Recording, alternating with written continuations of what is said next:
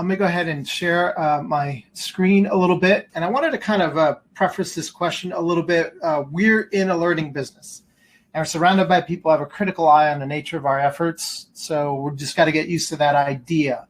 What is the value of feedback for students when working with teachers, colleagues, and clients? Maybe you can kind of talk about the different dynamics for each, because situationally they require a different kind of listening and a different kind of way of responding.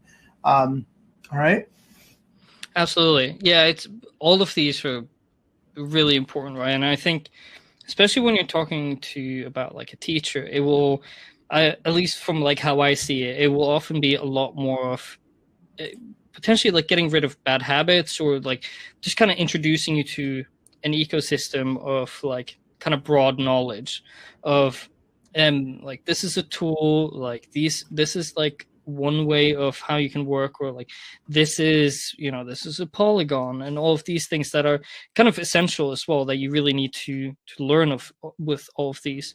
And it's also, I think teachers have like a really critical part in, I think, kind of nurturing and seeing people's potential as well, and being able to just kind of like not having, almost said investment, but you know, there's not that kind of like critical thing of, hey, we need to deliver this and it just needs to happen now.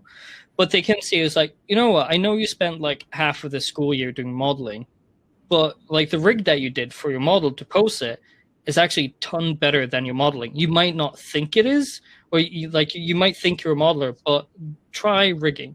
You know, I think that is like a really like important part for like teachers, is try and like push people out of their comfort zone a bit and like really expand on that.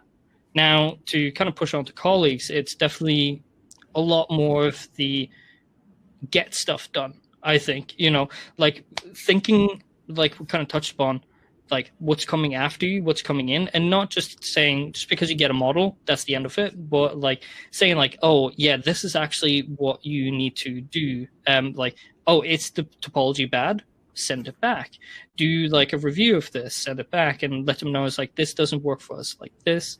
And it's also just the like understanding that when people give you critique, it's not personal, hopefully, but it's, you know, it's very easy to, especially when you get your first job or when you're surrounded by people who know what they're doing, to be very kind of like, oh, I can't show anything to people, or I need to work on this like a lot longer. But actually, like, get feedback from these people, because these people have been through here, and hopefully they remember how kind of intimidating it was when they started as well, and they want to give you inputs as well.